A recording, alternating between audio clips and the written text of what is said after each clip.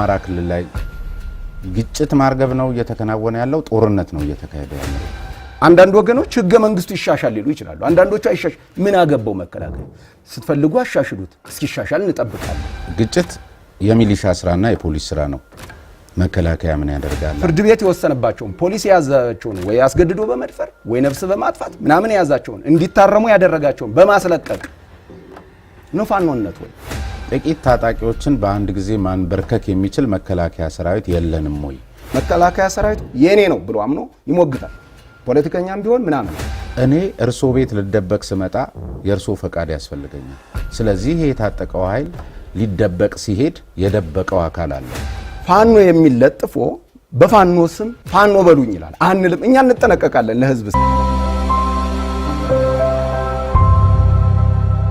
መሃል ከተማ ላይ መኖር ቅንጦት በሆነበት ጊዜ እኛ በተመጣጣኝ ዋጋ ፒያሳ አራዳ ፓርክ ፊት ለፊት ላይ የቤት ባለቤት ልናደርጎት ነው። አራዳ ፓርክና ፍሬንድሺፕ ፓርክ መሃል የሚገኘው ሳይታችን ላይ ባለ 3 መኝታ ማጠናቀቃችንን ከወዲሁ እየገለጽን ባለ 1 እና ባለ 2 መኝታ አፓርትመንቶችን ይዘንሎት ቀርበናል። ባለ 1 መኝታ በ4.9 ሚሊዮን ብር ጠቅላላ ክፍያ፣ ባለ 2 መኝታ በ9.5 ሚሊዮን ብር አጠቃላይ ክፍያ አቅርበንሎታል። ታዲያ ይህ ዋጋ ለውስን አፓርትመንቶች የ20% ታላቅ ቅናሽ የተደረገባቸው ናቸው። በዚህ ቅንጡ መንደር ውስጥ መዋኛ ገንዳ፣ ጂምናዚየም፣ ደረጃውን የጠበቁ ሰፋፊ ሊፍቶች፣ ምቹና በቂ መኪና ማቆሚያ ቦታዎች፣ ዘመናዊ የደረቅ ቆሻሻ ማስወገጃ፣ አውቶማቲክ ጄነሬተር የተገጠመለት እንዲሁም የከርሰ ምድር ውሃና ለተለያዩ አገልግሎት የሚውል ሰገነትን በአንድ አካቷል። ለበለጠ መረጃ ከታች ባለው ስልክ ይደውሉ። ባለፉት 5 ዓመታት በተለያየ መልኩ ከዚህ ከሰላም ማስከበር ከጸጥታ ጉዳይ ጋር በተያዘ መከላከያ ሰራዊት ብዙ ስራ በዝቶበት ነበር ማለት ይቻላል። አሁንም በተመሳሳይ በአማራ ክልል ለአንድ ተልእኮ የገባ መሆኑ ይፋ ተደርጓል ይታወቃል። ምንድነው ተልእኮ የወሰደው ምንድነው የሚያደርገው እዛ? እሱ እንግዲህ አስቸኳይ ጊዜ አዋጅ አስቸኳይ ጊዜ አዋጅ ሲታወጅ መደበኛ ከሆነው የህግ አሰራር ወጣ ሲልና ክልሉ የፌደራል መንግስት ኃይል እንዲጠቀም ሲያዝ መከላከያ ይሰማራል። በሱ መሰረት ስምሪት ተደርጓል። የነበረውን ስጋትም ባጭር ዝግጅት አዋጁ በታወጀ ባጭር ዝግጅት በ2-3 ቀን ዝግጅት ኦፕሬሽኑም ከተጀመረ በ24 ሰዓት ውስጥ ለውጦች የመጡበትና ትልልቅ ከተሞች ቢያንስ ከዚህ አስቸጋሪ ከነበረበት የህዝብ ስጋት ነፃ ማውጣት የተቻለበት ህዝቡን በተነጻጻሪ ሰላም ያገኘ ሄደበት አሁን ወደ ህዝቡ ውይይት ጭምር ሰራዊታችንም ህዝቡም መስተዳደሩም እየተወያየ ያለበት ሁኔታ አለ እና በዚህ ስምሪት ውጤታማ የሆነ ስራ ተሰርቷል። ውጤታማ ስራ ስለተሰራ ብቻ ግን ዘላቂነት ይኖረዋል ተብሎ አይታሰብም። ዘላቂ የሚያደርገው ህብረተሰቡ፣ አካባቢው መስተዳደር፣ እዛ ያለ የጸጥታ አካል መከላከያ ኦፕሬሽኖችን ሲሰራ እግር ለእግር ተከትሎ የራሱን ስራ የሚሰራ ኃይል ያስፈልገናል ማለት ነው። እንደሱ ነው መሆን ያለበት። ትግራይም እነዚህ ነገሮች ሲታጡ ነው መልሶ የማገርሸት ነገር ተፈጥሮ የነበረ ካስታወስክ እና አሁን ሰራዊቱ ውጤታማ የሆነ ስራዎችን እየሰራ ነው ያለ። እነዚህ ታጥቀው ተደራጅተው ሐሳባቸውን ጥያቄያቸውን በሐሳብ ሳይሆን በጉልበት ለማስመለስ የተነሱ ኃይሎችን እርምጃ ይወስዳል ሰራዊት እየወሰደም ነው ያለ። ስለዚህ አሁን ውጤቱ ጥሩ ነው። ይሄ ነገር እንዳያገረሽ መልሶ ችግር እንዳይሆን ህዝቡ አሁን እየተወያየ ባለበት ነገር መቀጠል መቻል አለበት። ሰራዊቱ ግን አጠናክሮ እነዚህን ስራ ይሰራል ማለት ነው። እሺ አንዳንድ ጊዜ እየተደበላለቀ ወይም ግልጽ ስላልሆነ አማራ ክልል ላይ ግጭት ማርገብ ነው እየተከናወነ ያለው ጦርነት ነው እየተካሄደ ያለው? አሁን ይሄ እንግዲህ አተናተኑ ነው የሚለያየው። ግጭት ምንድነው? ምንድነው መገለጫው? ምንድነው ውጊያ? ምንድነው ጦርነት? ምንድነው ጦርነት? አጠቃላይ የፖለቲካም የዲፕሎማሲም ውጊያዎችም አጠቃሎ የሚይዝ ሰፊ አውድ ያለው ነገር ነው። ውጊያ ምንለው ቢያንስ ያቻ የሁለትዮሽ ወይም ሰርድ ፓርቲ ምንለው የሶስትም ሊሆን ይችላል ኃይሎች የሚያደርጉት ያለማቋረጥ ውጊያዎች አሉ። የሚመጣጠን ኃይል መሆን መቻል አለበት ማለት ነው። ግጭት ግን በቃ ልትጋጭ ትችላለህ። አንተም ሐላቅምህም ሆነ ምናምን በየትኛውም ጊዜ አመጾች ሊነሱ ግጭቶች ሊነሱ ይችላሉ። አማራ ክልል እየተከናወነ ያለው እሱ ነው። ግጭት የምንለው ምን ነው? አዎ በግጭት መልክ ነው የሚቀመጠው። ለምሳሌ እስቲ መገለጫው አሁን ለምሳሌ መገለጫው ምንድነው መሰለ? ከሆነ በረሃ ተነስቶ መጥቶ ተቆጣጠር ነው ምናምን ሲባል ሰምተህ ከሆነ ማለት ነው እከሌን ከተማ ያዝ ነው ምናምን እዛው ቀበሌ አንድ ተነስቶ ቀበሌ ሁለት ያለን ነገር ከዛው ሰፈር ተነስተ ሰፈርክን አምፀ ስለያስክ ብቻ በውጊያ መከላከያን ወይ አሸንፈው ወይ ያለውን ኃይል ደምስሰህ እንደተቆጣጠርክ አድርገህ አክት ማድረግ የለብህም። እንደሱ አይነት ነገር አይደለም። የሚመጣጠን ነገርም የለም። ይሄ አዎ የሚመጣጠንም ኃይል የለም። መከላከያን በዛ ደረጃ ቻሌንጅ የሚያደርግ የለም። በተለይ አስቸኳይ ጊዜ አዋጁ ከታወጀ በፊት ከዛ በፊት የነበረ አነስተኛ ቋጠሮች ጉዳት አልደረሰም በመከላከያ ሰራዊታችን አይደለም። በግጭቱ ወደ በኋላ እንመጣበታለን። ግን አሁንም እዚቹ ላይ ለምሳሌ ህገ መንግስታዊ ከሆኑ ጉዳዮችም በሎጂክም እንመልከተው። ለምሳሌ እርሱ ግጭት ነው ይሉኛል፣ ግን መከላከያ ነው የገባው ዞሮ ዞሮ በአስቸኳይ ጊዜ አዋጅም። ነገር ግን ህገ መንግስታዊ በሆነ ኢሹ ብንነሳ ግጭት የሚሊሻ ስራና የፖሊስ ስራ ነው። መከላከያ ምን ያደርጋል? አንድ ስለዚህ ጦርነት ነው ወደሚል አቅጣጫ። ሁለተኛ እርስዎ እንዳሉት የህዝብ ውይይታውን እየተደረገ ነው በተገኘ ውጤት። ኢኔሴንስ ጉዳዩ የጥቂት ሽፍቶችና እርስዎ የሚሏቸው ታጣቂዎች ሳይሆን የህዝብ መሆኑን ያመላክታል።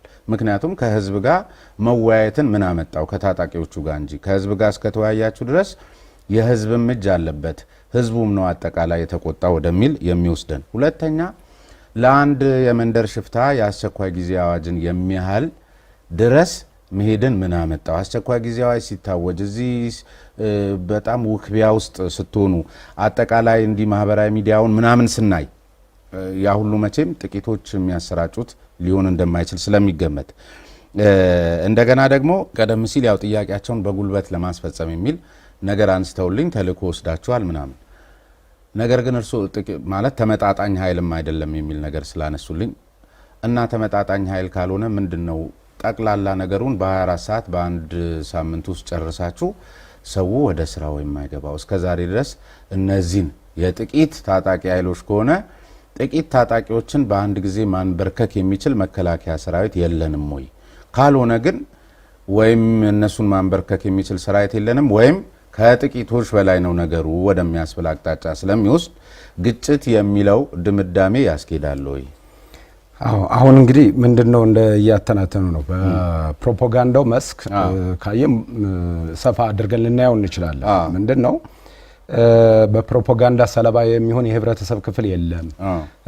እነዚህ ታጣቂዎች በህብረተሰብ ውስጥ ሰግስገው አይገቡም ማለት አይደለም። ሲጀመር አሸባሪም እነዚህ የታጠቁ ኃይልም ሌባም ራሱ የሚደበቀው በህዝብ ውስጥ ነው። ለዚህ ማስፈጸሚያ ይሆን ዘንድ የተለያዩ ጅምብሮች ይነዛል። ቀጥታ በሆነም ህዝቡን በማደናገርም በሚዲያዎቻቸውም የተለያዩ ውጅምብሮች ይነዛሉ ማለት ነው። ስለዚህ ስራው በእኛ እሳቤ በአጭር ጊዜ ውስጥ የተጠናቀቀ ነው። አጭርን ንጽጽር ስለሆነ ማለት ነው። ከነበረው ስጋት ኔቨር ተጠናቋል አይደለም። ከነበረው ስጋት መቅረፍ የተቻለበት ሁኔታ ቀላል ነገር አይደለም። የነበረው ነገር ምንም አይነት እንቅስቃሴ እንዳይደረግ መንገዶች ተዘጋግተው ህብረተሰቡ የመንግስት ተቋማት ተዘግተው የግል ተቋማት ተዘግቶ አውሮፕላን በረራ ያቆመበት በጣም በርካታ ጥፋቶች የጠፉበት ሁኔታ ነው ያለው። አሁን ወደ ውይይት አንጻራዊ የሆነ ሰላም ተገኝቷል ማለት ነው። በአጭር ጊዜ ውስጥ የምንለው እሱን ይሄ ኃይል ህዝብ ነው የተደበቀው።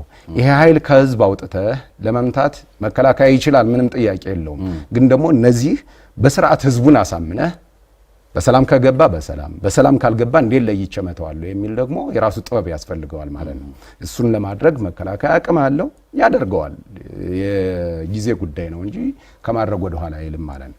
ስለዚህ ውጤቱ የሚታይ የሚነበብ ውጤት ነው። ይሄንን ተከታትለ መኮትኮት ማሳደግ ወደ ዘላቂ ሰላም ማምጣት ደግሞ ከመከላከያ ውጭ ያለ ኃይል የሚሰራው ነው ማለት ነው። የአስቸኳይ ጊዜ አዋጅ የታወጀበት ምክንያት ይሄ በዋነኛነት የመንግስት ጉዳይ ነው። አስቸኳይ ጊዜ አዋጅን የሚያወጣው አካል ጉዳይ ነው። የመከላከያ ጉዳይ ከተቀመጠልን ህግ አንደኛው የሀገር ሉዓላዊነትን ከማስከበር በተጨማሪ በአስቸኳይ ጊዜ አዋጅ ሲታዘዝ ይፈጽማል። ታዘናል፣ እንፈጽማለን። ፍጻሜያችንም በጣም ውጤታማ የሆነ ስራ እኮ ነገሩን የምለው መታዘዛችሁ ልክ ነው። በህዝብ የተመረጠን መንግስት ማገልገላችሁ ተገቢነት ያለውና ተጠየቃዊ ነው። ያም ሆኖ ግን እርስዎ በሚሉት ደረጃ ሳይሆን መንግስት አስቸኳይ ጊዜ አዋጅ አውጥቶ ይህን ስምሪት ሲሰጣችሁ እናንተ እንደምትሉት ተልእኮ ለቀላል ስራ አይደለም ወይም እንደምታሳንሱት የግጭትና የጥቂት ታጣቂዎች ጉዳይ ነው ብሎ መደምደም ይቻላል ወይ? ነገሮቹ የሚያሳዩት ሚዲያው የሚያሳየው አሁን እኔና እርስዎን የሚመለከተንም ማህበረሰብ እኮ ሊታዘበን ይችላል። ምክንያቱም ግጭት ነው ወይ አሁን በየምን ምን ሰማው ስልኩ ዛሬ የኢንፎርሜሽን ቴክኖሎጂ ዘመን ነውና ሁኔታዎቹ ግጭትን የሚያሳዩ ናቸው ወይ? ከዚያ ከፍ ያለ ነገር አይደለም ወይ? አንደኛ ቀደም እንዳልኩት ነው ግጭት ቢሆን በአንድ ጊዜ ታረጉት ነበር። ሁለተኛውንም ቀደም ምንድነው የሚሉኝ ህዝብ ውስጥ የተደበቀ አካል። በነገራችን ላይ እኔ እርሶ ቤት ልደበቅ ስመጣ የእርሶ ፈቃድ ያስፈልገኛል። ስለዚህ ይሄ የታጠቀው ኃይል ሊደበቅ ሲሄድ የደበቀው አካል አለው። ያ አካል ደግሞ ሲደብቀው የዚህ የታጠቀ ኃይል አጀንዳ የኔም አጀንዳ ነው ብሎ ነው የሚል ይሄ አመክንዮ ነው። ስለዚህ እንደሱ ማሰብ እና እውነታውን ተነጋግሮ ወደ መፍትሄው መምጣት እውነት ነው። አሁን ምንድነው እኔ የምመልሰው ከፖለቲካ ከማህበራዊ ጉዳይ ወይም ደግሞ ኖርማሊ ዲፕሎማሲ ምናምን አይደለም። ወታደራዊ ጉዳይ ግጭት ምንድነው? አመጽ ምንድነው? ውጊያ ምንድነው? ጦርነት ምንድነው? እሱ ነው። አሁን ፖለቲከኛው ሲያስበው እንዴት ያስበው ይሆን? እኔ ስለሱ መጨነቅ የለብኝም ማለት ነው። አሁን እኛ ውጊያ የምንለው በተመጣጣኝ ኃይል የሚደረግ እንቅስቃሴ ነው። ተመጣጣኝ ራሱ ንጽጽር አለው። አሁን ለምሳሌ ሽምቅ የሚባለው ነገር በመጀመሪያ ሸማቂ ኃይል አለ አይደል? በደፈጣ ውጊያ ያከናውናል። ከዛ ያቻነት ስሜት ይኖረዋል። ከዛ ኦቨርላፕ አድርጎ ደግሞ ኃይሉን ወደ አሸናፊነት ወደ አጥቂነት ይመለሳል። እነዚህም የራሳቸው ደረጃዎች አሉ። እኔ የምመልሰው ምንድነው አሁን ባለው ሁኔታ መንገድ መዝጋቱን ከምን ጋር ልታያይዘው ትችላለህ? ከውጊያ ከአመጽ ጋራ ነው የሚያዘው አይደለ? ይሄ ኃይል በሚዲያ በመታለል በተለያየ ነገር ህብረተሰቡን በማታለል እነዚህ አይነቱ ጅምብር በመንዛት የሚያደርገው እንቅስቃሴ አለ። ምንም ጥያቄ የለው። መከላከያናቸው ነው ውጊያ ከመዋጋት ጦርነት አጠቃላይ ነገር ከማድረግ ጋራ ግን እንደሱ አይደለም ያለው። ግን አንዳንድ ጊዜ እናንተ ደግሞ በህዝብ የተመረጠን መንግስት አገልጋይ እንደመሆናችሁ መጠን በህዝብ የተመረጠ መንግስት ደግሞ ለሚቀርብለት ተደጋጋሚና ሰላማዊ ጥያቄዎች መልስ እየሰጠ ባልሄደ ቁጥር ልክ ሰው ገንፍሎ ወጥቶ ጥያቄውን ሲያነሳ በዚህ መልክ በሰላም ጠይቅ አትጠይቅ ሰጣ ገባ ውስጥ መግባት ሰራዊቱን ዋጋ ያስከፍለውም ወይ? ሁለተኛ የታጠቀ ኃይል አሁንም ግልጽ ያልሆነልንና በተለያየ መልኩ እኔም ተምታቶብኛል። አማራ ሆኖ ያልታጠቀ አለ ወይ? ለምሳሌ አንዳንዶች ሲያነሱ አማራ መሳሪያ ባህሉ ነው ወይም መታጠቅ ማለት ሽጉጥን ምን መሳሪያን ያካትታል የሚለው መለየት አለበት። ሁለተኛ ባለፈው በትግራዩ ጦርነት ጊዜ ሁሉም አመራር ተነስቶ በሚዲያ በግላጭ ሲለው የነበረ ነው። መሳሪያውን ነጥቀህ የግል አድርገው ባርከን ሰተንሃል የሚል አቅጣጫ ተይዞ ሲሰራ ነበረ። ስለዚህ እንግዲህ ባርካችሁ የሰጣችሁትንም ወይም እናንተ የምታገለግሉት መንግስት ባርኮ የሰጠውን መሳሪያ ይዟል። እንዴት ለይታችሁ ነው አሁን የታጠቀ ያልታጠቀ የሚለውን እንትን የምትሉት? ጥሩ ጥያቄ ነው። እኛ ምንድነው የታጠቀን ስንል በኃይል ፍላጎቱን ሊያሳካ የሚችል አርሶ አደር ታጠቀና በኃይል መጥቶ መንግስትን ተቆጣጣሪ እንደዚህ አድርጌ ገለብጣለሁ አይደለም። አርብቶ አደሩ ታጥቋል፣ ምንም ጥያቄ የለውም። ከብቶቹን ንብረቱን የሚጠብቅበት አንዳንዱም እንዳልከው ባህል ራሱ አጠያይቂ ነገር ነው። አማራ ባህሉ ነው ምናምን የሚለው ነገር ራሱ ይሄ ነው አንደኛው መስተካከል ያለበት ነገር። የሳው እንደ ጌጥ እንደ ክብር ያየዋል፣ ምን ይለዋል፣ ምንም ጥያቄ የለውም። ሌላውም ህብረተሰብ አፋሩን ብትሄድ ምንም ብትሄድ እንደሱ ነገር አለ፣ ታጥቆ የሚንቀሳቀስ ኃይል አለ። ግን እኛ እንደ ወታደር መቼ ነው ክላሽን የተፈበረከው? መቼ ነው ይሄ ሁሉ የጦር መሳሪያ የመጣው? ባህል ነው እየተባለ አንዳንዴ ባህላዊ ጨዋታችን ነው ባህል ነው እንደዚህ የሚለው ነገር ራሱ መታረምና መስተካከል ያለበት ነገር ነው። ስለዚህ የታጠቀ ኃይል ስንል ታጥቆ መንግስትን በኃይል ለመገልበጥ የሚደረግ እንቅስቃሴ መንግስት ፌደራል መንግስት ሊሆን ይችላል፣ የክልል መንግስት ሊሆን ይችላል። ህዝቡ የመረጠው መንግስት በኃይል በንግግር እኮ ማስወገድ ምን ማለት በምርጫ እንዲማድረግ ምናምን ይቻላል። በኃይል በጉልበት ታጥቆ ተደራጅቶ ፍላጎቱን ለማሳካት የሚመጣውን ኃይል ነው እንደሱ እያልን ያለ ነው። ስለዚህ እኔ እንደ መከላከያ ያለን እምነት ይሄ ኃይል በምንም ህገ መንግስቱ አንድ አማራጭ ነው እየሰጠ ያለው በምርጫ ነው ስልጣን መያዝ የሚችለው ነው። አሁን ይሄ ህገ መንግስታችን የምትጠይቀው ጥያቄ ካለ ብዬ 4 ሰነዶች ይዣለሁ እዚህ ጋር ህገ መንግስት፣ አዋጃችን፣ የሰራዊት የግንባታ ስትራቴጂና መተዳደሪያ ደንባችን ይዣለሁ። በጣም ከነዚህ ውስጥ እያጣቀስን ሁሉ ልንነጋገር እንችላለን። መንግስትም በተመለከተ የስለ መንግስት ይታዘዛል። አንዳንዴ ምንድነው መሰለ ሰራዊት ለማን ነው ታዲያ የሚታዘዘው? ይሄ ሃይማኖት ተቋም አይደለም። ህገ መንግስታዊ ነው። ህገ መንግስታዊ ነው። ህገ መንግስታዊ መሆኑ ብቻ አይደለም ከሞራል ከሳቢ አንፃር ምንየው የትኛው ሀገር ነው የየትኛው ሀገር ሰራዊት ነው በመንግስት የማይታዘዝ? አብነትም ይጠቀሳል ወይ እንድንማር ማለት ነው። እንድንማር የሚጠቅስልን አለ ወይ? ከመንግስት ውጭ የሚታዘዝ ፕሮፌሽናል ሰራዊት አለ ወይ? ይሄ ራሱ መመለስ መቻል አለበት። ለመንግስት መታዘዛችን እንደ ተላላኪ እንደ ቀጥረኛ እንደ ምናምን የሚያሳይህ ነው ወይ? እሱ አይደለም። እሱማ ከሆነ ለአገሬ ለተልኮዬ ለኢትዮጵያ መታዘዜ እንደ ተላላኪነት ከተቆጠረ የስ ጥሩ ነው። ላካለው ውጭም ሀገር ውስጥም የትም ይላካል ሰራዊት ማለት ነው። ለህገ መንግስቱ ለህዝቧ ልዕልና ለኢትዮጵያ ሲል ማለት ነው።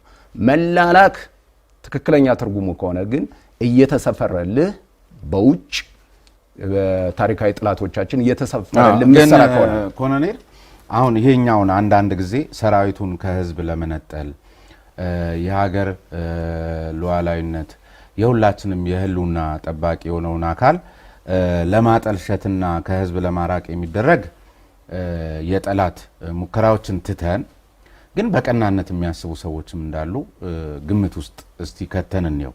እኔ አሁን በቀናነት የሚያስቡ ሰዎች የሚጠይቁት ጥያቄ ስለሆነ አንዳንድ ጊዜ እኛም ግራ እስኪገባን ድረስ አሁን ምን መሰሉት ህገ መንግስታዊ ነው እናንተ መንግስትን ማገልገላችሁ።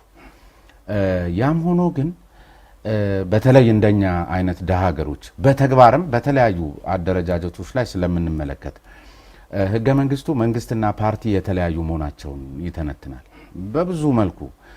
ነገር ግን በተጨባጭ ደግሞ መሬት ላይ ፓርቲና መንግስት ድንበራቸው ጠፍቶ ተቀላቅለው የመንግስት አመራሮች እኮ የመንግስት መድረክ ላይ ቆመው የፓርቲያቸው ልሳን ሆነው ሲያወሩ በምንሰማበት ሀገር ፓርቲ ማለት የፓርቲ ዲሲፕሊን ማለት መንግስት ማለት የመንግስት ዲሲፕሊን ማለት ምን ማለት እንደሆነ ገና ተረድቶ ማስረዳቱ ቀርቶ ያልተረዳ አመራር ባለበትና ዘራፍ የሚል አመራር በሞላበት ሀገር እናንተም አንዳንድ ጊዜ ከካድሬ መድረኮች መቆጠብ በእናንተ ስም ደግሞ የመንግስት አመራር ነን ብለው የሚወጡ አካላት ስለ መከላከያ ሰራዊት ሊያብራራ መድረክ ላይ ወጥቶ የፓርቲ ወሬ የሚያወራ የመንግስት አመራር አለ እርሶም ስለሚያውቁት።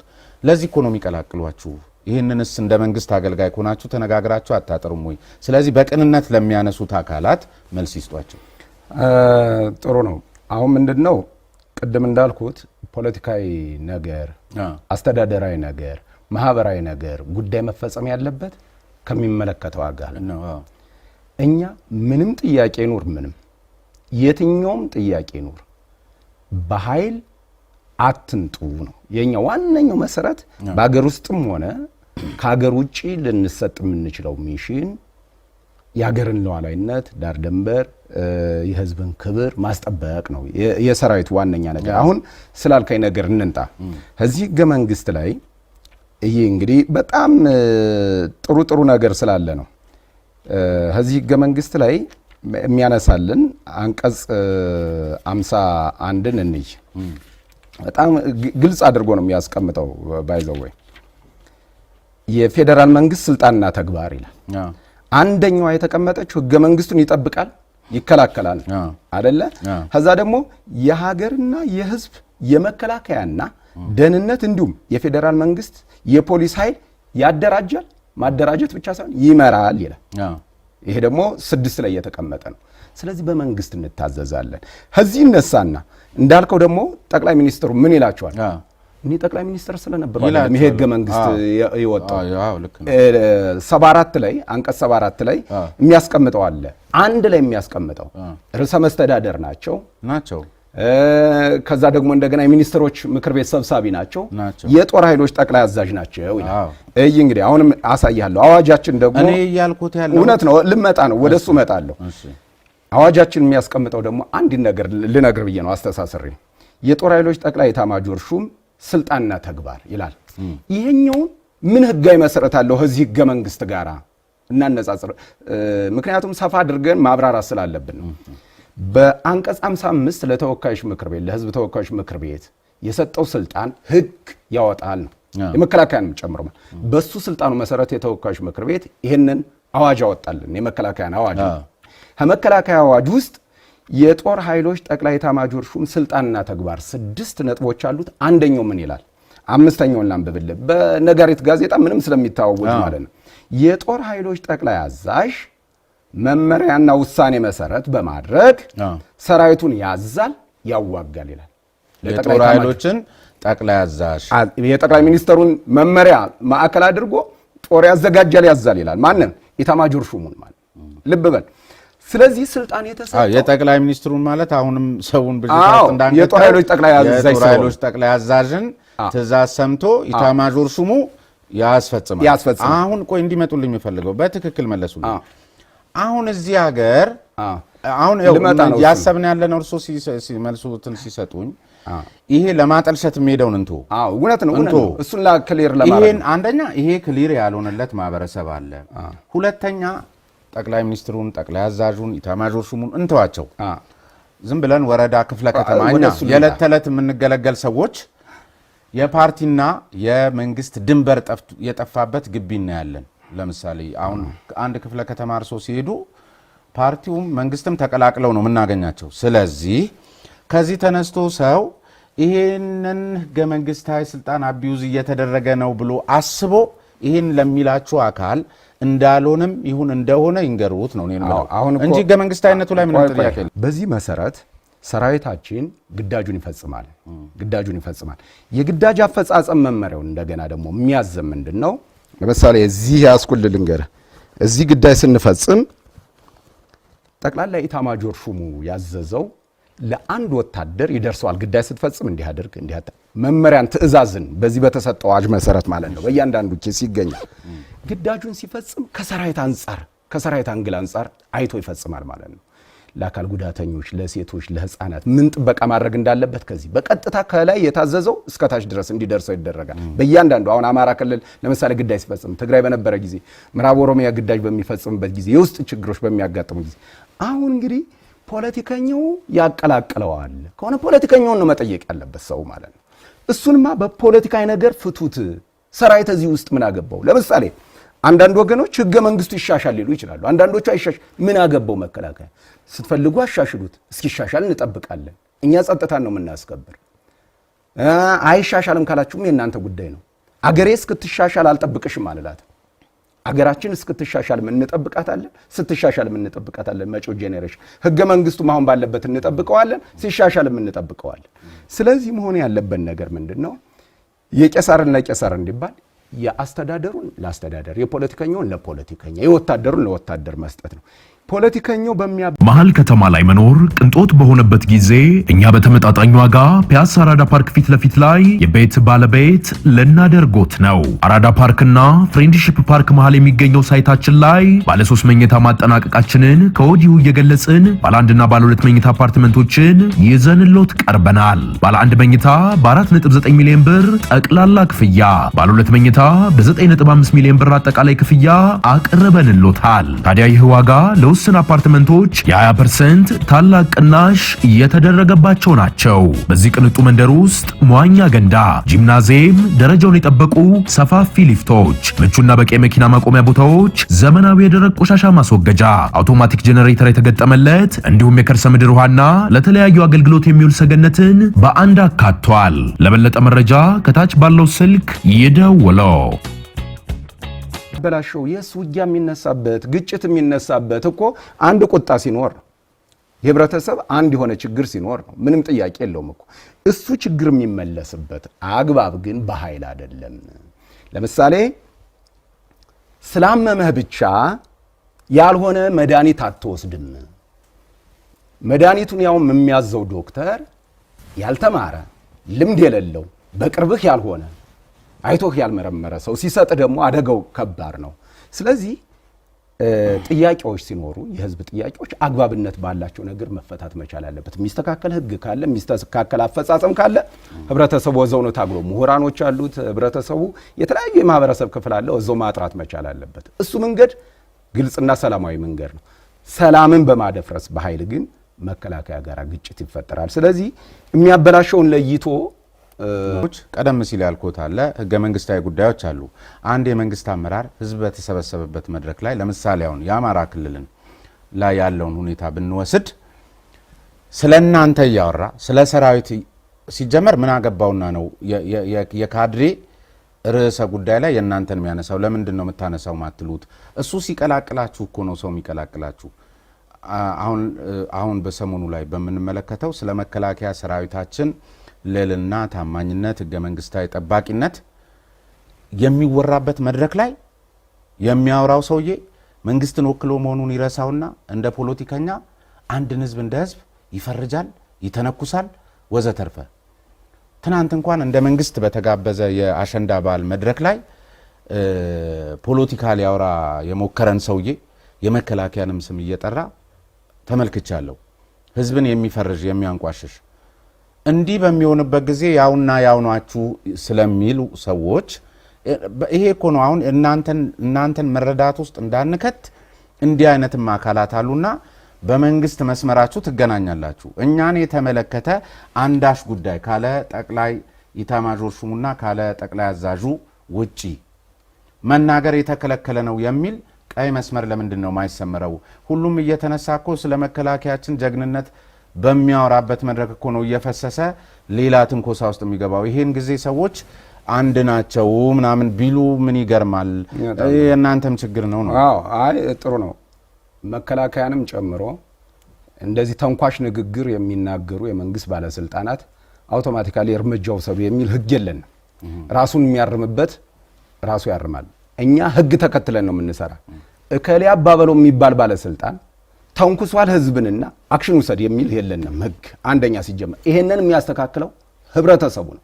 አንደኛ አንተ ተንኳሽ ንግግር ለምን የመንግስት አገልጋይ አይደላችሁ አትማከሩ? ቆየኝ ስለሱም ልመጣ ነው። አሁን ይሄንን የሚያስተካክል ህዝብ ነው። አንደኛ የውስጥ አሰራር ልክ እንደኛ ተቋማት ናቸው። በውስጣቸው መገማገም መቻል አለባቸው። ይኖራል ብዬ ማምናለሁ። በእነሱ ውስጥኛ ስለማንገባ ፖለቲከኛ ውስጥ ፖለቲከኛ ይግባ እንጂ እኛ አንገባ። ያስተካክል ያርም። እዛ ድርጅት የሚባል አለ ምናምን እሱ ያርመው። ባለስልጣኑ ሲፈልግ አይምረጠው። ምርጫን በሚመጣ ጊዜ እንደነዚህ አይነት አመራር አይሹም። የነሱ ስልጣን ነው፣ የህብረተሰብ ስልጣን ነው። መከላከያ በዚህ ምንድነው የሚያደርገው ነው ባለ ግንኙነት ሚኒስትሩ ኖርማሊ ከሲቪል የመጡ ናቸው አይደለም የሚሾሙት። በህግ መሰረት በሚኒስትሮች ምክር ቤት ሊወያዩበት ይችላሉ ማለት ነው። እንደነዚህ አይነት ጉዳይ አሁን በሱ የሚነሳ ከሰራዊቱ የሚነሳ ጥያቄዎች ውስጥ አሰራሮች ምናምን ካለ እንደ መንግስት ሲሰበሰቡ ደግሞ አስተዳደራዊ ጉዳዮች፣ ፖለቲካዊ ጉዳዮች የሚያነሱት የሲቪል ተሿሚ የሆኑ ሚኒስትር ስላሉ እነሳቸው ያነሱታል ማለት ነው። ለእናንተ ሪፖርት ታደርጋላችሁ። ኖርማሊ ምንድነው ለኛ ለግዳጅ አፈጻጸማችን የውስጥ አሰራር ለግዳጅ አፈጻጸማችን እንከን ይሄ ባይሆን ምናምን የምንለው ካለ እናቀርባለን ማለት ነው በሪፖርት ላይ። ስለዚህ እንደነዚህ አይነት ነገሮች ግን ዋነኛው አራሚው ማን ነው ከተባለ የሾመው ሰራዊት እኮ አይሾም። በምርጫ ኮረጆ አትመርጠውም። የትነት የሚባል ሰውዬ ሲመጣ ወደ ውትድርና መርጦኝ አይደለም የወረደ ኮረጆ አስገብቶልኝ ምናምን ኮሎኔል ይሁን እስኪ ሳምበዲ ጄኔራል ይሁን እስኪ ምናምን ተብሎ አይደለም። በ5 ዓመት ማንቀያ አሁን ያሉን ጄኔራሎች ኖርማሊ ማለት ነው ጥፍፍ ብለው ከብዙ ጣውረድ የደረሱ ጄኔራሎች ናቸው። ከ30 ዓመት በላይ በውትድርና ታሪክ ያላቸው ናቸው። በዚህ 30 ዓመት የተቀያየሩ ብዙ ነገሮች እንዳሉ አስብ። ድርጅትን ወግኖ ፖለቲካ ወግኖ ሄደ እዛው ሊሄድ ይችላል። አይተናልም ደግሞ እንደነዚህ ከዚህ ሁሉ ነጥረው የመጡ ጄኔራል መኮንኖች አሉን አሁን ኢትዮጵያ ማለት ነው። ስለዚህ እነዚህ ማንም ይንጣ ማንም ህዝብ የመረጠው ህዝብ ተመርጧል አልተመረጠም የኛ አጀንዳ አይደለም። ተመርጧል ብሎ ምርጫ ቦርድ ያረጋግጥልሃል ማለት አቤቱታ ካለው ፍርድ ቤት ይቀርባል ማለት ይሄ ሁሉ አሰራር እንቅፋት ቢሆን ራሱ ያስተካክል እንቅፋት ያስተካክል። ያኛው ሲገጥም ሁሉ ግን መሳሪያ እየጨበጥክ አትንጣ ነው የመከላከያ መሳሪያ የሚጨብጥ አንድ ኃይል በቂ ነው ለአንድ ሀገር። አለበለዚያ እርስ በርስ ያባላናል፣ መጥፎ ነው። ስለዚህ ይሄኛው ነገር ጉዳት የለውም እያልኩ አይደለም። እየተጎዳ እኮ ነው። ሰራዊት ይጎዳል፣ የህብረተሰብ በተለይ የድሃው ልጅ ይጎዳል። ግጭት ሲፈጥር እኮ ግጭት ቆስቋሾቹ አይደለም የሚነኩት። ግጭቱ እሳትና ወላፈን የሚበላው ሰራዊቱን ልክ የድሃ ልጅ እዛው ታች ያለው ግጭቱ የሚከናወንበት አውድ ላይ ያለው ኃይል ነው የሚጎዳው። ምን ጊዜም እሱ ነው። በየትኛውም ነገር እንደ ሰራዊት አሳዛኝ ነገር የሚያይ ተቋም የለም። ስለዚህ ይሄንን የምናርመው በተለይ ስልጣን በተሰጠን ስኮፕ ልክ ነው። ሰራዊት የተደራጀበት ዓላማ ስላለ እንጂ የፖለቲካ አዝማሚዎችን የማስተካከል ስልጣን በህግ አልተሰጠንም። ትግራይ ላይ አንድ ኃይል ወታደራዊ ክንፉን ቲዲኤፍ አሉት፣ ትግራይ ዲፌንስ ፎርስ አሉት። መከላከያ ኃይልም ነበር። ተወካዮች ምክር ቤት ያወጣለት ስም ስለነበረ በስሙ ነው የምንጠራው። አሁን ተነስቶለታል። ኦሮሚያ ላይ የኦነግ ሰራዊት እንድንል ይፈልጋል። አይ በስሙ አሸባሪው የሸኔ ኃይል እንላለን። አማራ ክልል ያለው ደግሞ የተከበረውን በታሪክ ያዝነውን እንደውም የኢትዮጵያን መገለጫ እሴት የሆነውን ስም ታሪካዊ ስም ፋኖ የሚል ለጥፎ በፋኖ ስም ፋኖ በሉኝ ይላል። አንልም። እኛ እንጠነቀቃለን ለህዝብ እሴት ለህዝብ ወግ ባህል ለዛ ታሪክ አብሮን ለቆሰለ አብሮን ለደማ ኃይል ታሪኩም ከአርበኛ ጋራ ተሰልፎ ድል የሚያመጣ አርበኛ የነበረ ኃይል በዚህ ስም ጥሩኝ ቢል አንጠራህም። የለም የጦር ኃይሎች ጠቅላይ ኤታማዦር ሹምም ከፋኖ ጋራ የሚያዋጋን ምንም ምክንያት የለንም። በኮሙኒኬሽናችን ወቅት እንደ መንግስት ፌል የተደረገ ነገር ካለ መገምገም አለበት። እሱ ይገምግም፣ የሚገመግመው አካል። እንደ መከላከያ ላይ ቀርበን እያልን ያለ ነው። አስመሳይ ይሄንን ስም ተጠቅሞ የሚሰራ ኃይል ግን አለ በተግባር። የፋኖ ተግባር ነው ወይ?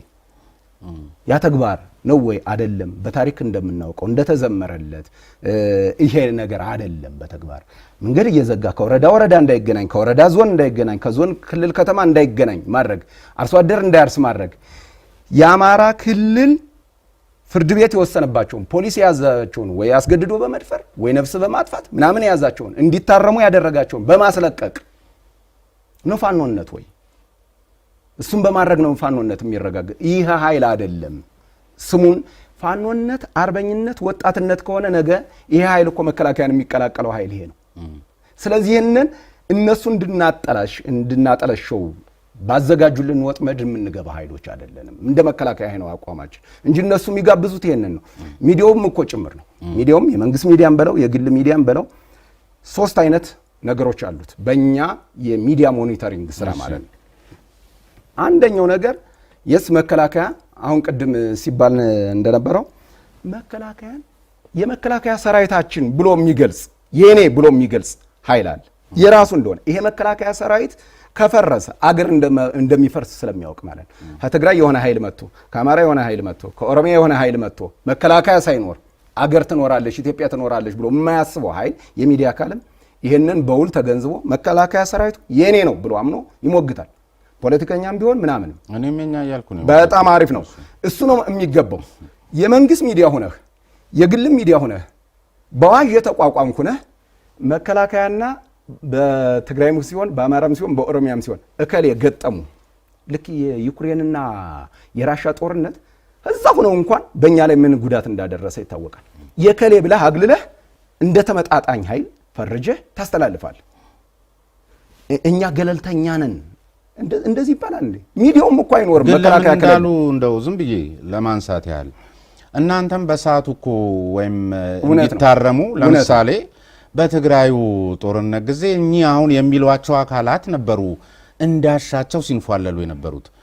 እንዴ እናውቃለን እኮ ጦር ኃይሎች ቤታቸው እስኪመስል ድረስ ከጀነራሎቹ ጋር ግቢው ላይ ሲንፏለሉ ውለው ሲያድሩ የተለየ ፕሪቪሌጅ ተሰጥቷቸው ዛሬ ሲናገሩ በዚህ ደረጃ እዚያው በሰዓቱ አትቆነጥጧቸውም ነበር? አሁን ሲሆን ነው ልክ አለመሆናቸው የሚገባችሁ? አሁን ዋነኛው ነገር እሱን ምንድነው ማየት ያለብህ?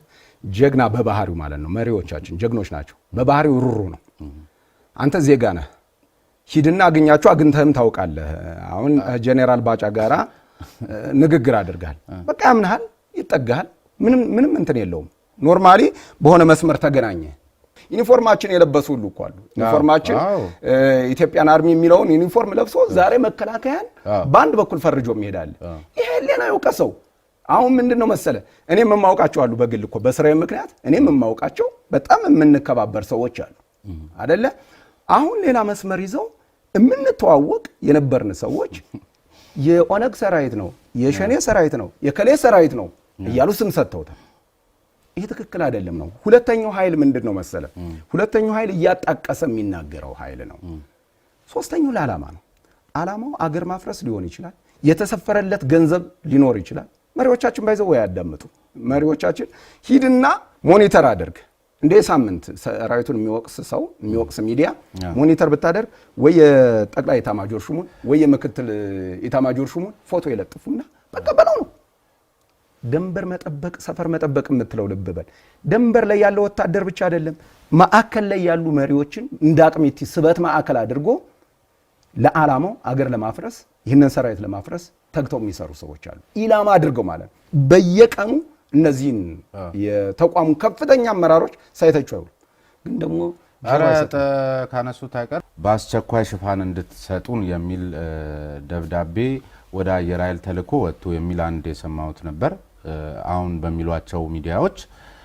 ሁለተኛው ደግሞ ሾልኮ የወጣው የጀነራሉ ድምጽ በሚልም እንደዚሁ ተመሳሳይ ሆነ። ፕሮፓጋንዳ ይሁን የእውነት መረጃ ይሁን እኔ ስለማላቅ እርሱ ይንገሩኝ። እኛም አይተነዋል። እንደውም አጭር የሆነ ነገር ማብራሪያም ሰጥቼ ነበር። ከሚገርሙ የውሸት ዜናዎች መፈብረክ አንደኛው ያልተሳካለት ውሸት ነው። ለጊዜው ሊያደናግር ይችላል። ተከታይ ባልዋልታ እንትን የሚል ይሄ ደብዳቤ ድሮንና አየር ኃይል እንዲታዘዝለት የሰሜን እዝ አዛዥ እንደጻፈ ተደርጎ ሊፈበረክ የተሞከረ ነገር ነው። ሶስት ስህተቶችን እንገር እንደው በቀለል ባለ ነገር።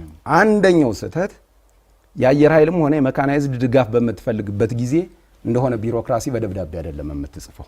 መከላከያ የኮሙኒኬሽን ኖርማሊ መገናኛ ዘዴ ያለው በኮድ የሚመለከተው አካል አስሮ የሚመሰጥር አካል መስጥሮ የሚተላለፍ ነው ጥያቄው የሚቀርበው ማለት ነው እንጂ ደብዳቤ ፋክስ አድርግልኝ በዚህ በምናምን አይደለም። ይሄ አንደኛው ሚስጥራዊነትን የሚያባክን ስለሆነ አይፈቀድም። የራሱ የመገናኛ ዘዴ ስላለው በዚህ ደብዳቤ አይጻፍም። አንድ በሁለተኛ ደረጃ ሌተናር ጄኔራል ጌታቸው በቀለ የሚል ፊርማ ነው ያለው። ሌተናር ጄኔራል ጌታቸው በቀለ የሚል ጄኔራል የለንም በመከላከያ ውስጥ ማለት ነው። ሌተናር ጄኔራል ጌታቸው በቀለ የሚባል የለንም። በሁለተኛ ማህተሙ ነው በጣም የሚገርመው ማለት ነው። የመከላከያ ኮንስትራክሽን ኢንተርፕራይዝ ነው የሚለው። የመከላከያ ኮንስትራክሽን ኢንተርፕራይዝ አስመስለ ማህተሙን ስላደረክ ብቻ የኮንስትራክሽን ኢንተርፕራይዝ እንደው ህዝቡም የሚያውቀው ስለሆነ ምን ሊጠይቅ ይችላል? ፈንጂ ከጠየቀ ደማሚት አካባቢውን ይሄ ምንድነው ገደል ካለ እሱን ለማስተካከል ምናምን ሊጠይቅ ይችላል። ድሮን አየር ኃይል ጠየቀ ብለ ማህተም እሱን መለጠፍም በጣም የተሳሳተ ነገር ነው። እዚህ ጋር አንዳንድ ነገር ልንገራ።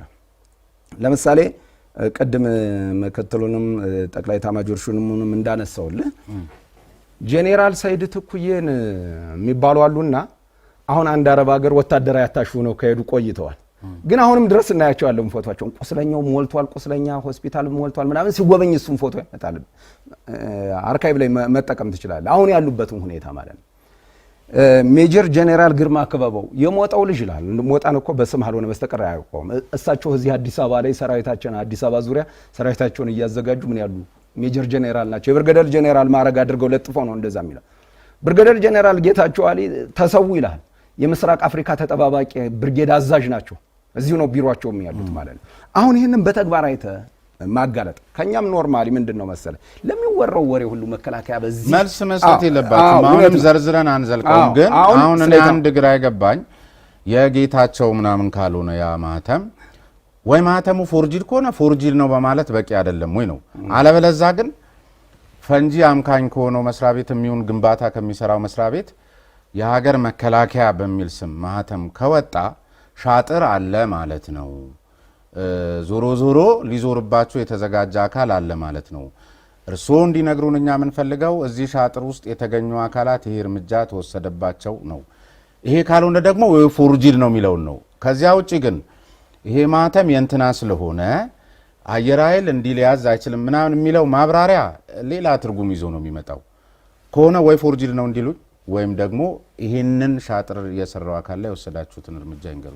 እሱ ነው እኮ ስህተት የሚሆንበት ነገር ሶስት ምክንያቶች አልኩ። ውሸት ነው እያልኩ በቃ ውሸት ነው ፎርጂድ ነው ኖርማሊ ይሄ እኮ ነው። በማስመሰል ስንት ይሰራ የለ እንኳን ይሄንን ፎርጂድ ለመሆኑ ሶስት ምክንያቶች ገለጽኩልህ።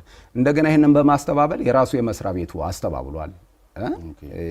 ራሱ የዛኛው የግንባታው ማለት ነው።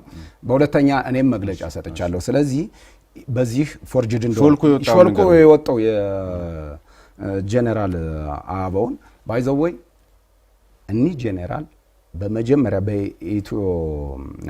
በትግራዩ ግጭት በነበረው ጦርነት ጊዜ እሱ ጦርነት ነው ኖርማሊ በሱ ጊዜ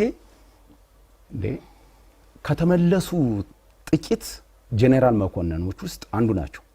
ክብር ይገባ እንደ ማንኛውም ሰው ሊኖሩ ይችላሉ። አገርህን ካደጋ መክት ጠብቅ ሲባሉ የመንግስት ጥሪ ሲቀርብላቸው የመጡ ናቸው። በዚህ ብቻ ክብር ሊያገኙ ይገባል። ኑሯቸውን ጥለው ምን ብለው ወታደር ነኝ ኢትዮጵያን አገለግላለሁ ብለው የመጡ ጄኔራል ናቸው። ህዛም በትግራይ ጦርነት ጊዜ በጣም ሲሞካሹ ምን ሲሉ የነበሩ ናቸው። ሲያሞካሿቸው የነበሩ ናቸው። አሁን እውነት ነው። እሱን ልመጣልን። ህዛ ደግሞ እንደገና ሲቪልም ያሉ ሾልኮ የወጣው ድምጽ ምናምን ብለው ይሄንን ያስተላልፋሉ። በነገራችን ላይ የመከላከያ ጄኔራል አይደለም። እኔም አሁን አንተ ስቀርብ እኮ ፍቃድ ያስፈልገኛል። የመከላከያ ጄኔራል መግለጫ ሊሰጥ ማብራሪያ ሊሰጥ በመከላከያ ጉዳይ ላይ ፍቃድ ያስፈልገዋል። አሰራር አለን። የመከላከያ ኦዲቶሪያል ፖሊሲ አለን በሚዲያ ማለት ነው። ማንም መጥቶ ሊናገር አይችልም። ስለዚህ መከላከያ አክቲቭ እያሉ የተናገሩን ነገር አይደለም። ሲቪል እያሉ ተናግረውት ከሆነስ ከንግግሩ ላይ ምንድነው ችግሩ? እነዚህ ሚዲያዎች ለምን አሁን ማምጣት ጀመሩ? አዋርደው በጣም ሲተቿቸው የነበረ በጣም በሚገርም ሁኔታ እኔ እነሱ ሲያቀርቧቸው ነው በጣም የገረመኝ። እነዚህ ሲያደርጉ አሁን ለምን ተፈለገ ይሄንን ለማምጣት? መከላከያ ሰራዊት እስከተናገሩ ላይ ያንዱን የበላይነት ለማረጋገጥ አልታገልኩም። የስ ያንዱን ሃይማኖት፣ ያንዱን ብሔር፣ ያንዱን የፖለቲካ ሐሳቤ የበላይ ለማድረግ ወይም የበታች ለማድረግ መከላከያ አይታገልም። ከጭብጥም አንፃር ከመጣን ማለት ነው። ስለዚህ ይሄ ኖርማሊ ቀደም ሲል እሳቸው በጡረታ ላይ በነበሩ ሰዓት ወይም ሲቪል ሆነው ምናምን የሆነ ቦታ ያለ ፈቃዳቸው በሆነ አጋጣሚ የተናገሩት ነው ይሆናል። እንደሱ ከሆነ አሁን ለምን መጣ የምትለዋ መሰረታዊ ነጥብ ትመስለኛለች። እሷ ነገር የመጣችበት ምክንያት እኔ ስሰማውና ስረዳ ቀደም ሲል እርሱ ያነሱት ብሔርን ከብሔር ምናምንን የማጋጨት ወይ ምናምን ተልእኮ ኖሮት ነው የሚል መደምደሚያ ላይ እኔ ደረስኩ። በራሴ ነው ምሉት። ይሄ ከሆነ ስሱ ቦታ ለመንካት ከታሰበ መከላከያ እንደ መከላከያ የብሔርተኝነት ጉዳይ አይፈትነውም ወይ ማለት ተልእኮ ሀገራዊ ነው፣ የሉዓላዊነት ኢሹ ነው። ነገር ግን አሁን ሀገሩ ላይ ሰዎች በተጨባጭ እያየን ያለ ነው። እንግዲህ ይሄ እርሶን ላይመለከት ቢችል እንኳን የሰራዊት ጉዳይ ባይሆንም ሰው ስለሆኑ ኢትዮጵያዊ ስለሆኑ እኔም ሰው ስለሆንኩ ማአት ነገር ማንሳት እንችላለን። ብሔርተኝነት እየተጫወተባት ያለች ሀገር ስለመሆኗ የተለያዩ ምሳሌዎችን እርሶም ከዚህ ቢሮ እስኪደርሱ እኔም ከዚህ ምናልባት እርሶ የመከላከያ ዩኒፎርም ስላረጉ ሰዎች ደፍረው ስለ ላያወሩ ይችላሉ እንጂ በቃ ሀገራዊ ሁኔታው ይሄን ነው የሚመስለው። ይሄ በሆነበት ሁኔታ ላይ የመከላከያ ሰራዊት አባላት ሰው ናቸው፣ ኢትዮጵያ ውስጥ ናቸው። ብዙ ነገር እንደኔ ያሉ ብሔርተኝነት ፈትኗቸው የሆነ ጊዜ ላይ በተለይ አሁን እርሱ እንደሚሉት አይነት ግጭት በሚኖርበት ሰዓት ላይ ድንገት አፈሙዝ የሚያርዙሩበት እድል ሊፈጠር ቢችልስ? ከእንደዚህ አይነት እንትን እናንተ ነፃ መቼም የመላእክት ስብስብ ስላልሆናችሁ እናንተ ትሆኑ የምችሉበት እድል አለ? አሁን ይሄ ምንድን ነው ቅድም ያልኩ ነው። እነዚህን መሪዎች ታሳቢ ተደርጎ እየተነዛ ያለው ነገር ለምንድን ነው ሲባል እሱ እኮ ነው ለማለያን ነው። ግን ይሰሙሃል ወይ ነው? ጊዜ የላቸው። አየር ላይ ስላለው ሳይሆን መሬት ላይ ስላለው ነው የሚጨነቁት። ቅድም እንዳልኩ የውጩን ጀነራል አበባው ልክ ነው፣ እውነት ነው። ሌላው ሰራዊት እውነት ነው። እሱን ነው የምመጣልህ። አይሰማም። ሌላው ሰራዊት ልነግርህ ነው። እሱን ውጭ ስላለው ነገር ከወታደራዊ አታሽ ምናምን ይመጣላቸዋል የውጭ ስጋት፣ ከሀገር ውስጥ የተለያዩ ነገሮች ይመጣላቸዋል። መሬት ላይ ምን አለ ነው እንጂ እኛ ለምሳሌ ሚዲያ ሞኒተሪንግ እንሰራለን እንደ ህዝብ ግንኙነት። ይሄንን እነማን ሚዲያዎች ናቸው መከላከያ ላይ ፎከስ አድርገው የሚሰሩ? ለምን ይሰራሉ? ከጀርባቸው ምንድነው? ከመረጃ ጋራ ትንተና ይደረጋል። ተጨምቆ ከስንት አንድ ቀን መከላከያን በጥላትነት እየፈረጁ ያሉ ሚዲያዎች እነዚህ ናቸው ሊባል ይችላል። አለበለዚያ የቀን አጀንዳ ያደርግልን መስሚያ የለውም። አሁን ለምሳሌ እኔ ሂጄ በሚዲያ የሰማሁትን ክቡር ኢታማጆር ሹም ክቡር ምክትል ኢታማጆር ሹም እንዲህ ተባለ ብና ወግድ ነው የሚሉ እሳቸው እውነት ነው። በየደረጃው የሚገኘው ሰራዊትስ ምጥን ተደርጎ ስለሚሰጥ ማለት ነው። ከዛ ባሻገር ደግሞ ያለውን ልንገርህ፣ እሱን ነው የምመጣልህ። ፈተና አይሆንም ወይ? ፈተና ሆኖ አይተነዋል። በመከላከያ ሰራዊት ወንድሜ ፈተና ሆኖ አይተነዋል። አዋግቶናል እኮ ከራሳችን የወጣ ትግራይ ላይ በገጠመን ጊዜ ብሔርተኝነቱ ፈተና ሆኖ መጥቶ አዋግቶናል። ደም ተፋሰናል። እንደማይጠቅም እናስተምርበታለን፣ እንለማመድበታለን። አሁን በገጠመን ነገር ያሁኑስ ላይ ቢደገም ልንገርህ እኮ ነው። አልተደገመማ። ባልተደገመ ነገር ለምን አወራለሁ? ይሆናል ሰማይ ቢወድቅስ ብዬ እኔ ማውራት አልፈልግም።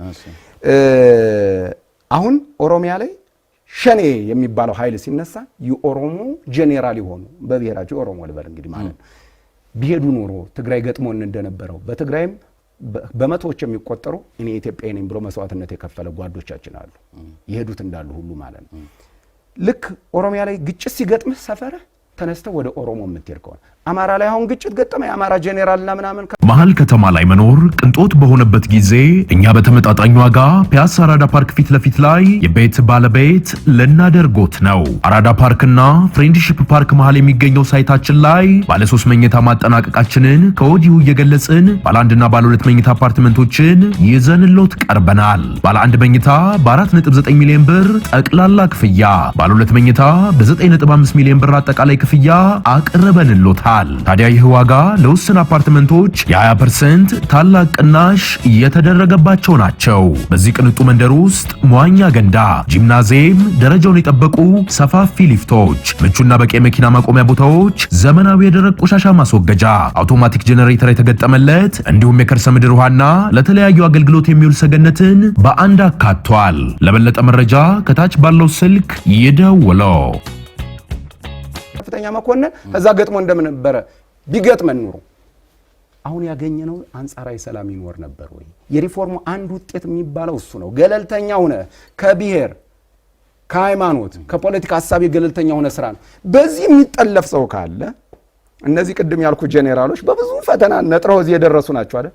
የሚንጓለል ካለ ይንጓለላል ማለት ነው። ለምሳሌ በመጪው ምርጫ ማለት ነው ብልጽግና ፓርቲ አይመረጥም ሌላ ኤክስ የሚባል ፓርቲ ህዝቡ መርጦ ብልጽግና ቢሆን አረ ብልጽግና ከሞተማ እኔ ማብሬ ልሙት ወይም ከወደቀማ አብሬ ልውደቅ የሚል ካለ አብሮ ይወድቃል ማለት ነው። ወይም አብሮ ሲነሳ አብሮ ይነሳል ማለት ነው። ኢትዮጵያ ብሎ ቃል የገባው ሰራዊት ይቀጥላል። እንደሱ ነው እየነጠር የሚሄድ። ዳግም ሲመረጥስ አይ ኤክስ የሚባለው በማጭበርበር ነው ብሎ መከላከያ ሊወግን አይችልም። የሚወግን ነገር ገለልተኛ የማይሆን ሰራዊት ካለስ እየተበጠረ ይሄዳል። ግለሰቦች አጀንዳ አይደሉም። ግለሰቦች እየታረሙ እየታሸን እየተቀረጽን ነው እዚህ የምንደርሰው። ወታደራዊ ቅጣቶች አሉ። ወታደራዊ ወንጀሎች ሲፈጸሙ ፍርድ ቤቶች ይወስናሉ። አስተዳደራዊ እርምጃዎች አሉ። ስለዚህ እነዚህን እያደረግን እያነጠርን ተቋም የመገንባት ስራ እየሰራን እንሄዳለን ማለት ነው። ስለዚህ እኔ በብሔር የሚያነሳሱ እነዚህ ሚዲያዎች ላይ ግን አንድ ነገር ብቻ ማለት እፈልጋለሁ። አንድ ነገር ማለት እፈልጋለሁ። ቢያንስ ህዝቡን ምኑን እንተው። ሰራዊት በራሱ በጣም ትልቅ ማህበረሰባዊ ትስስር ያለው ተቋም ነው። ከጥንት ጀምሮ ለምሳሌ አይተ ከሆነ በአመጽ የፖሊስ መለዮን በዱላ ተሰክቶ በሚዲያ ላይ ሲያውለበልቡት ነበር አይደለ? የተለያዩ ሚዲያዎች ውጭ ያሉ ሚዲያዎች ያውለበልቡት ነበር። እሱን ነገር እሱ ላይ መስዋዕትነት አለ ማለት ነው። መለዮን ከፍ ነው ያደረጉት። እሱን ይሰብኩበት ነበር። ስለዚህ ሰራዊት ከጥንት ጀምሮ እስከ ዛሬ ወደፊትም ሰራዊት ልናገኝ ከሆነ ዋጋ ከፍሏል ለዚች ሀገር። አባትህ ዋጋ የከፈለው የተሰወው ወይም አገልግሎት ጡረታ የወጣው፣ አጎትህ ዋጋ የከፈለው፣ ወንድምህ ወይም ለሴት ባለቤቷ ዋጋ የከፈለው ለድርጅት ለሆነ ለግለሰብ አይደለም። ከጥንት ጀምሮ እስካሁን ድረስ እንደ ተቋም ሲታይ ማለት ነው። እንደ ተቋም ሲታይ ከውጭ ነው ሰራዊቱን የሚያጥላሉ ኖ ልትላቸው ይገባል እና አርፋችሁ ተቀመጡ ማለት መቻል አለበት። አንድ የምንወደው ከሀገራችን ነገር እሴት ካለ መከላከያ መሆን መቻል አለበት። መከላከያና ሰራዊቱ ክብራቸውን የተመለከተ ጉዳይ ስላነሱ ማጠቃለያኑም እሱን እናርግ። አንድ ሀገራችን ውስጥ የሚገኝ ጸሐፊ ናቸው። በጣም ሀገራቸውን የሚወዱና ስለ ሀገራቸው ተቆርቋሪ መሆናቸውን በተለያዩ ጽሁፎቻቸው ላይ ለመገንዘብ አይከብድምና አሁን በስተመጨረሻ ላይ የታተመ መጽሐፋቸው ይመስለኛል ችቦ የሚል ከመድበሉ ላይ ነጻነትን የማናውቅ ነጻ ሰዎች የሚለው ጉዳይ የመከላከያ ሰራዊታችንን ክብር የተመለከተ ነው። ምንድነው እሳቸው የሚያነሱት? በአሜሪካን ሀገር በነበራቸው ቆይታ ላይ ለአሜሪካን ወታደሮች ወይም ደግሞ ስለ አሜሪካ ሲሉ መስዋዕትነትን ለከፈሉ የሰራዊቱ አካላት አሜሪካ ለማንም የማትሰጠው ክብር ነው የምትሰጣቸው አሁን እንደውም ጥሩ የሆነ የግሪን ሌጋሲ ወቅት ላይ ነን። ተቋማችሁ ራሱ በዚያ ደረጃ ያምራል።